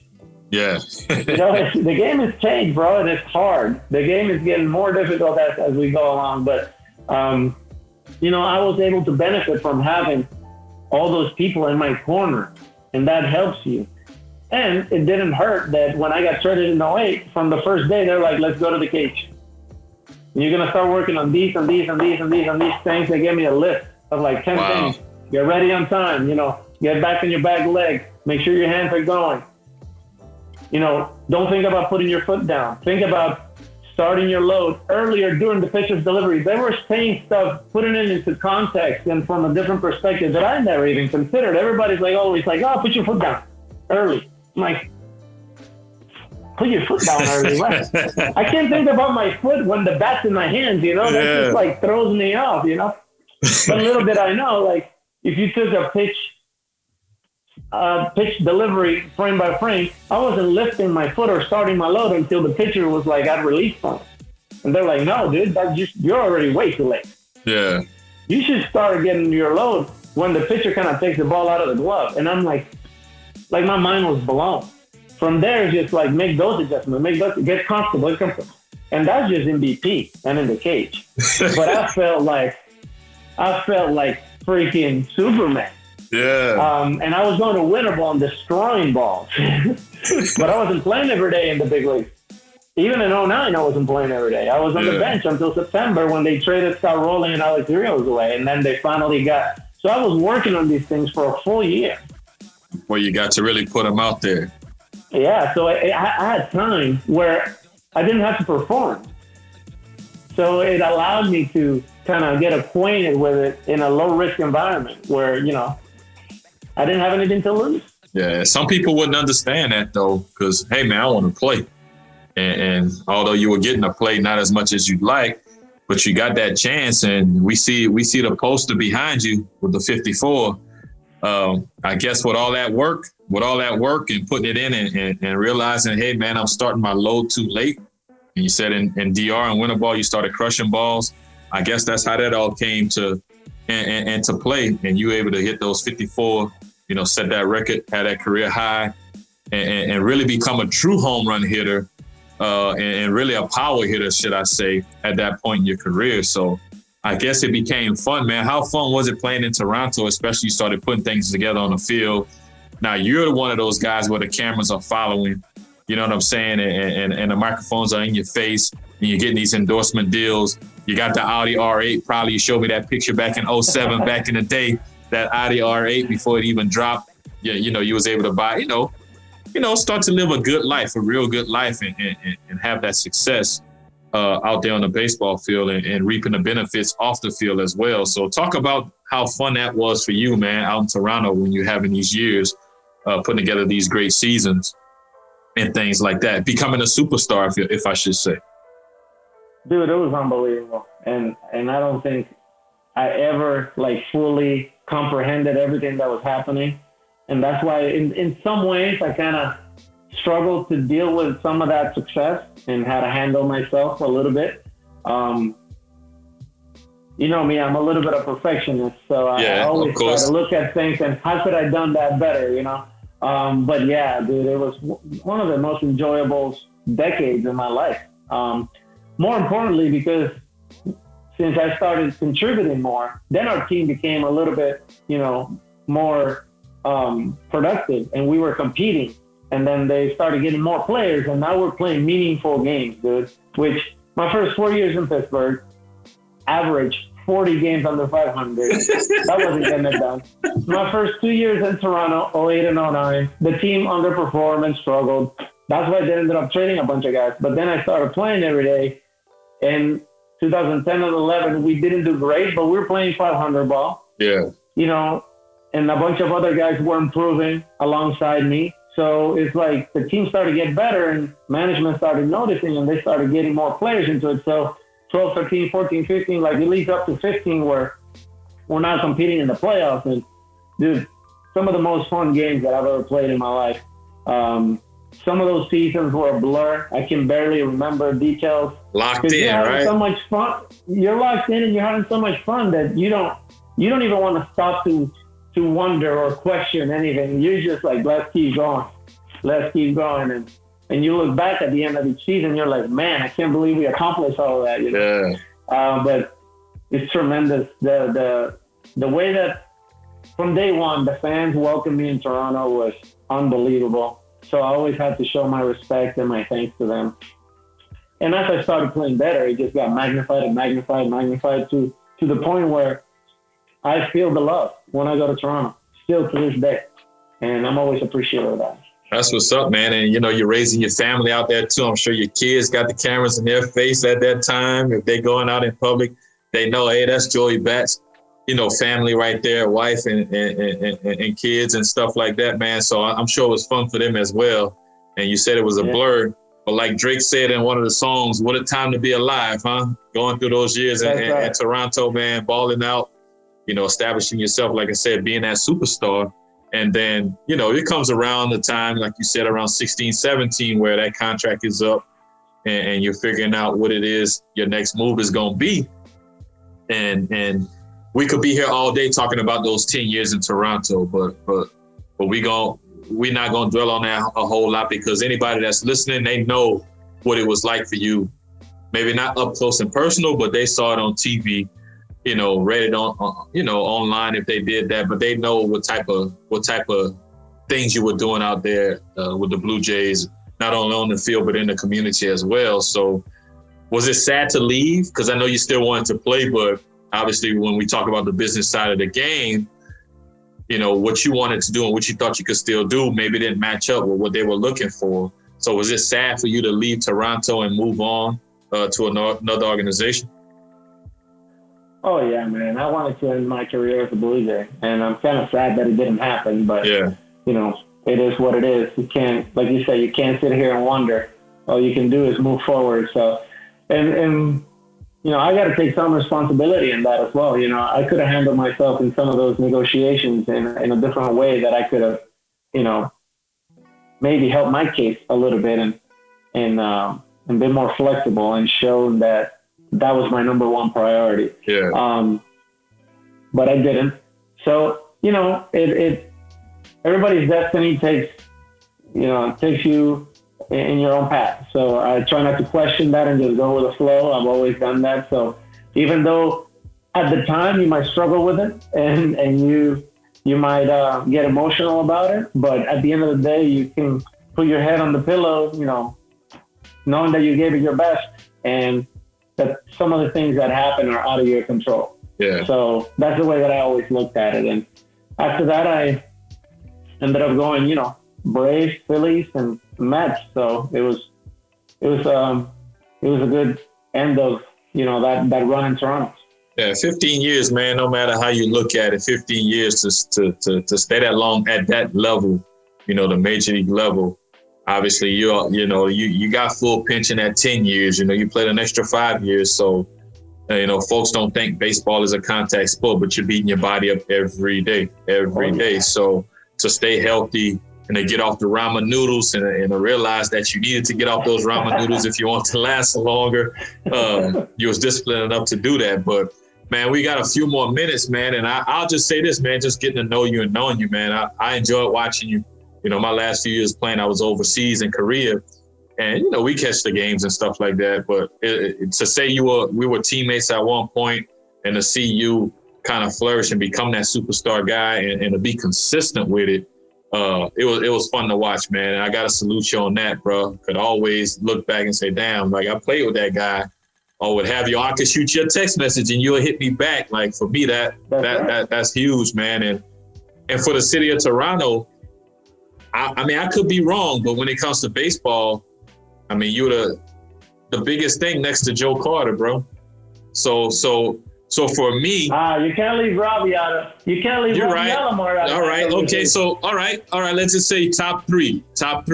All right. Roy Halladay, you know, at least in baseball, yeah. Tony Fernandez, there's a bunch of. But I'm looking at impact. Heroes up there. Rat, I'm looking at impact though. No disrespect to any. I'm looking at impact, bro. I'm looking at impact. And I'll let you say that, but as myself, I'll accept humbly your comments, man. I truly appreciate that you view me in that way. I'm just happy that I got to play for as long as I did. For sure. And I was able to enjoy it. You know, it's a great sport, it's a great league, and it's a great city in Toronto that I ended up for the majority of my career, and a great organization. So yeah, I mean, I enjoyed every second of it. How about this? And I say that to say this. Hey, man, you know, hey, why don't you ink him to a 10-day contract, let him throw an inning or something like that, Toronto, so he can retire as a Blue Jay. You know, the man been working hard in the bullpen the last couple of years. Let him come out there, jump on that mound. You know, face 3 hitters, because in the big leagues now the rules change. You got to face at least 3 hitters as a reliever. So let him go out there and face 3 hitters, and then boom, he can tip his hat and officially retire. That's all I'm saying, because of the impact you made in that city and for that organization. I'll be nervous if that happens. Man, you can't be nervous. Hey, that's how we all were in that first game. So, you know, it's definitely nerve-wracking, man. But it would feel like my first game if I get to pitch. Exactly, but it's going to be fun, bro. After you let that one go at 93, hey, now it's go time, you know. So you snap off the breaking ball, throw the change or whatever it is. I think it's just going to take that one pitch out, that one hitter for you to settle in. And then that competitive nature, you know how it is. It's going to come back to you, and it's going to be just like riding a bike, man. It's going to be just like riding a bike. So, hey, bro, Bautista, bro, it's been classic. It's been a classic episode, man. I appreciate you taking the time. I know you're a busy man, raising a young family and doing a lot of things. You know, now that you're not playing ball, but most of all, spending a lot of time with that family and pouring into your kids. I got about 5 questions before I let you go, man, before I close out. Hopefully you got another 2 to 3 minutes to answer these quick questions, and then you know, we gonna take off. But I got a young baby too, and I'm sure, you know, she being potty trained right now. So, you know, mama down there taking care of her. So I got to go down there and make sure everything's in order and we don't have stuff all over the place. But I'm gonna ask you 5 questions, man. First answer, best answer, whatever it is that comes to you, you know, shoot it out there. So I'm gonna ask the first one, man. Was there anything that you had to do specifically before a game? Like if you didn't do it, you were screwed. No, I mean, I have my routine, especially later on, but I wasn't obsessive or superstitious about anything in particular. Yeah. But yeah, my last 8 years, I had to go to the cage before heading out to the field. You know how normally guys go out and throw a little bit and get loose in the outfield? I would go to the cage and then do that. I have to get loose. And I learned that in Toronto from the veterans. They're like, you know what? You need to get the juices flowing with a bat too, because especially you're hitting at the top of the lineup and you're at home. You know, you come in and you're cold. And when's the last time you held the bat? 5 o'clock? It's been a while.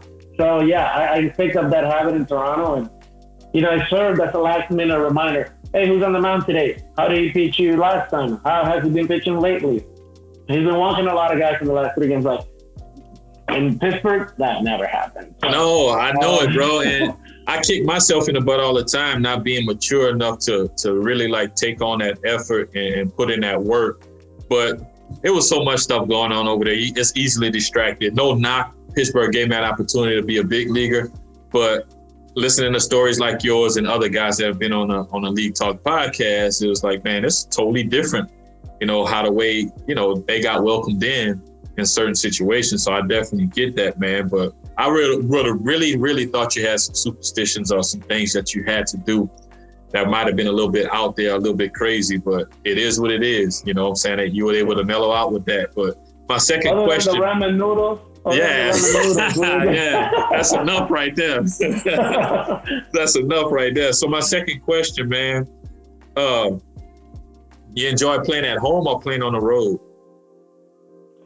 I like both. I like a little bit of both. You know, I like the routine of being at home, sleeping in your own bed. I like the adventure of being on the road, get to know different cities and learn about them and be out and about and, you know, eating their good food as well and just getting to know the history of the local town. But also one thing that always drove me, I guess not drive me, but kept me entertained. You know, there's a lot of dead time in baseball. Yeah. When you're in right field, you probably are the most heckled guy on the team. So I always used to have a little back and forth. And from people in the distance that didn't understand what was happening in the back and forth between the fans and myself were probably like, oh man, look at this guy, whatever. He's distracted, or, you know, I was fully locked into the game, but I ended up having relationships with a lot of the hecklers at the stadiums, and it was a fun back and forth. And we gave it to each other. And when I struck out, they gave it to me. And when I did something, then I gave it to them. And it was cool, like, to interact with fans that way, you know? It kept me engaged in the game as well. So instead of thinking about, you know, it kept me in the stadium, fully submerged into the environment and what was happening at the moment. And that allowed me to focus and hone in even more. Yeah, you kept it loose and didn't really take things too personal when it came to that. And that's huge. People can do that. So I'm going to move on to this because you mentioned a bunch of the veteran guys in Baltimore, especially Miguel Tejada. When you became a vet, who did you take out to get their first suit? Who was the first guy you took to get his first suit? Or did you just call Hugo Boss and say, hey, I got this guy, send him this? At one point I did. You know, they were really generous in helping my foundation out at one point, and they used to send me a ton of gift cards. So at one point I was handing out Hugo Boss. Hey, bro, that's star status right there. That's superstar status right there. But no, you know, it was a lot of guys, and I can't say that I bought a ton of suits for one kid, but for me it was just more, how can I have a lasting impact and help this kid get better in the long term or stay here for longer, make our team better, but make himself better. So I took a lot of pride in you know, getting them to buy into the team vision, the team environment. So I took more time in taking guys out to eat or out for a drink, just to kind of like, hey, make them feel comfortable, you know? Gotcha. Because I feel like when I was coming up, my first few times walking into a different clubhouse, you showing up and you see all these guys that you used to play against, and it's a little intimidating and you feel like you're an outcast. Yeah. So I felt like, you know what? Something I wish that somebody would have done for me more that I only experienced in Baltimore. How can I make guys feel comfortable? And when I started thinking about it, that's what happened. You know, they just made me part of the team like that. Just like that. Hey, we're going to get coffee. Come on. Hey, we're going to go get a drink. Come on. Hey, let's go get dinner. You're coming with us. No, I have to. Nope, you're coming with us. You're a rookie. You have to go. Let's go. And then you're sitting down and conversations are being had.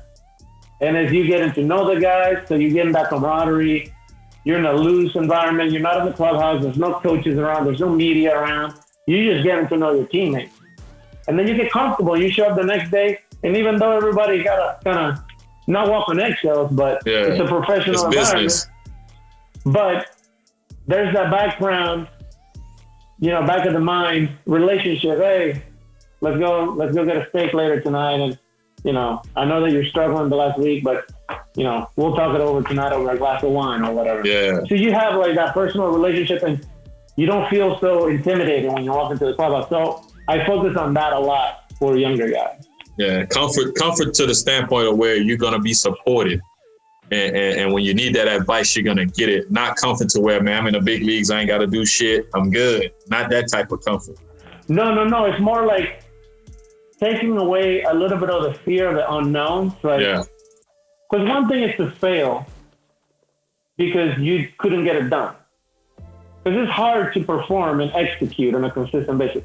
Another thing is to fail because you're scared of what your teammate might think, or because you don't want to do an interview after the game, or you're nervous because you just showed up.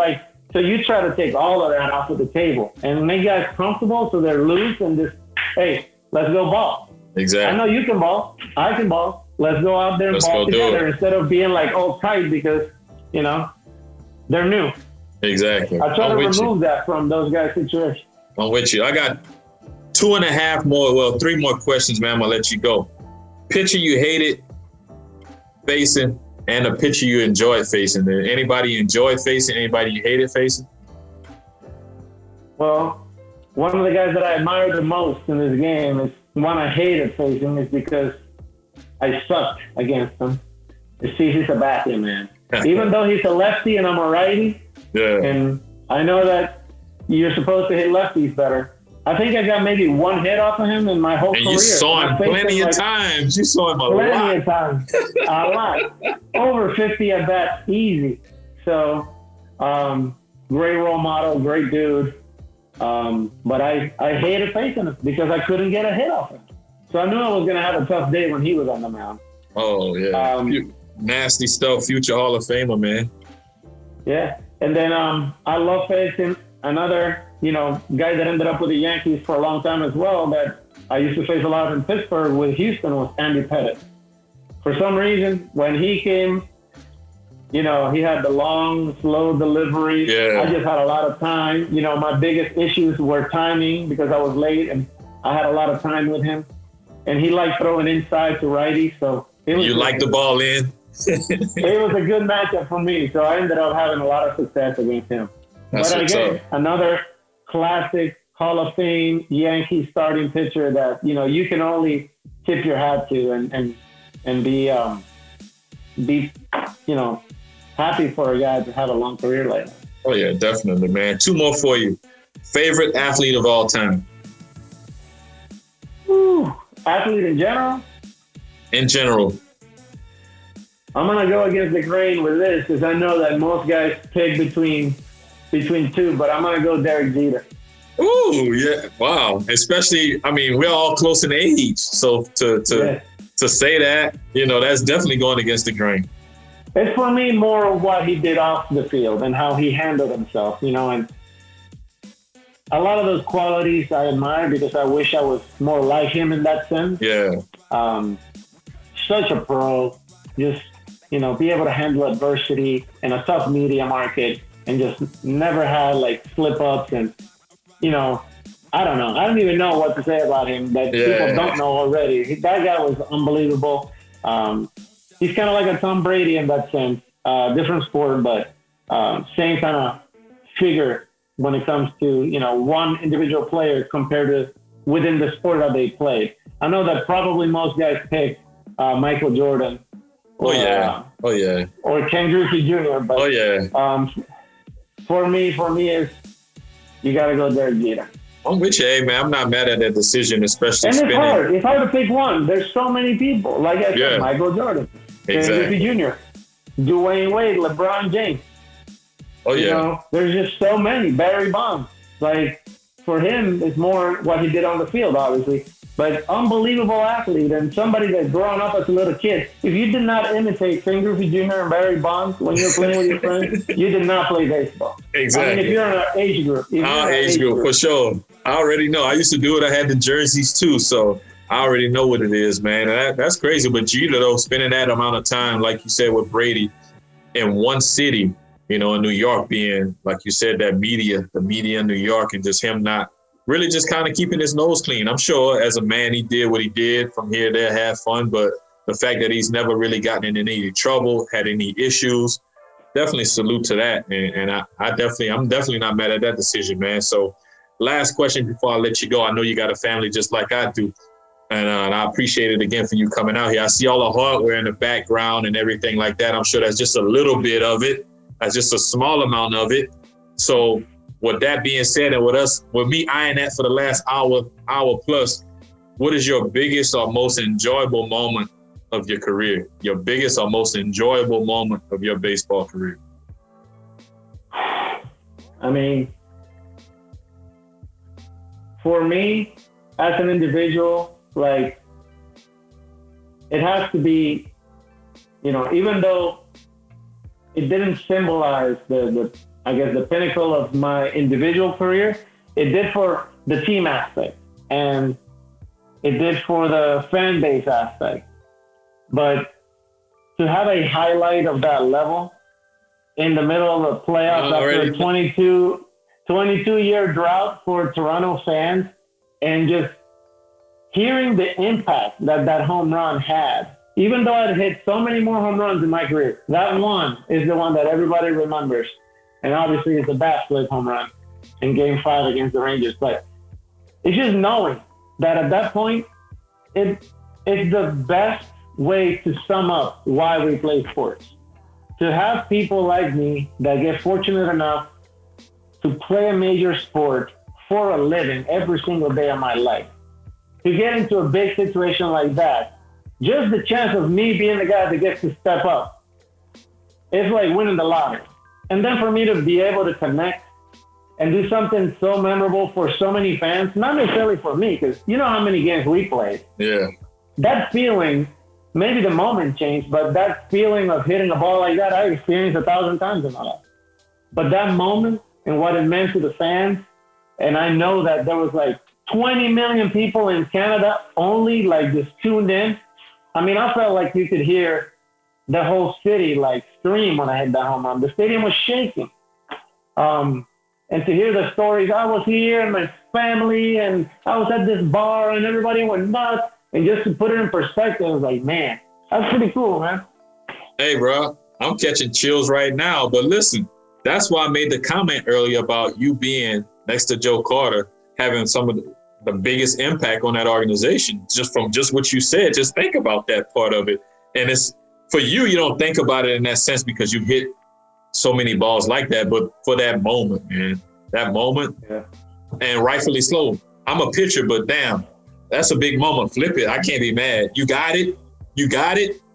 Go ahead. Do what you do. I mean, I can't be mad at that. The craziest thing is, like, a lot of people ask me, it's like, hey, did you plan that? I'm like, how can I? No. I was so locked in. I didn't even notice that I did it until I got back to the dugout, and people were like, did you know how far you flipped your bat? I'm like, I felt like I tossed it a little bit. But then I watched the video, I was like, oh, man, I kind of went a little overboard with it. But I guess the moment, Hey, bro, you can't control that. You can't control that. That's a once in a lifetime. I can't control that. Once in a lifetime situation, bro. You can't definitely control it. I got two homeboys that hit big home runs. You and Rajay Davis, man. Rajay in the World Series. You in that playoff game, man. It's kind of cool to see that, bro. But again, that's what make these moments special. Just being able to relive them and know fans knowing where they were, what they were doing. You not really thinking about it and not realizing it until after the fact. But it is what it is, man. And that's part of the legacy that you can kind of pass on, and people will talk about it for the rest of their lives.